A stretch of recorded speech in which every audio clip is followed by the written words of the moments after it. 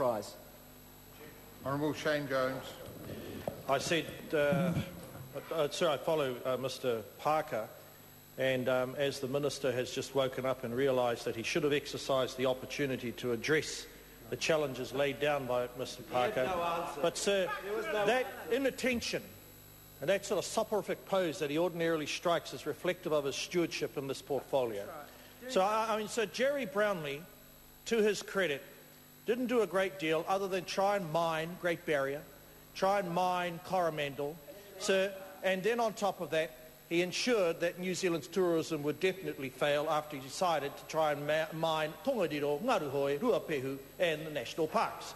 So, but that man was inordinately more active than this character who sits here, who's distinguished himself, sir, by promoting water schemes that lead to endless questions in this House as to whether he should have anything to do with them. So this is the most derelict minister that we've had in such a key portfolio. Now, sir, where are the jobs that this minister is able to produce? Where are the thousands and thousands of jobs that young Kiwi families need for their sons and daughters? So that's a reasonable question to ask, sir, of an economic development minister. And what does he tell us? He tells us that the Chinese should make and engineer the railway wagons for Kiwi Rail. And sir, what we'll see is such a level of hostility by patriotic Kiwis employed in that industry. So I can't imagine that they're going to be motivated to look after those wagons, knowing that those wagons represent the blinkered view of this minister wanting to deprive Kiwis of the chance to manufacture, develop skills and create things. So what society can create wealth, sir, if the people's skills are not being used or exploited? Not one idea has come from this man, sir.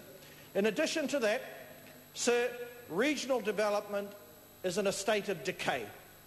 There is not a regional council, there is not a local council, sir, that has any confidence that this government has generated a policy or a program designed to stimulate activity amongst small to medium-sized firms in the provinces.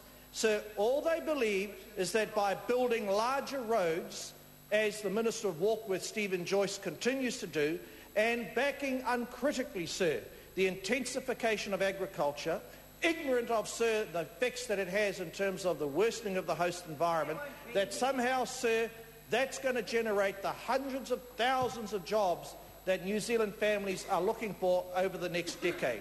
Now, sir, I realise that they treat the Australasian labour market as their primary focus of attention. But I never thought for a moment that the key element to their agenda, sir, was to drive people from South Auckland and other areas away into Australia rather than invest back in our own country, sir. Now, what are they doing in relation to investment so we generate more jobs and exports? Well, sir, I accept that they don't believe that's their job. They are of that Milton Friedmanite discredited approach to the economy. Close your eyes, take your hands off the wheel, leave it on autopilot, etc., and Kiwis, through some Darwinistic process, will take care of themselves. Well, sir, Kiwis are getting poorer.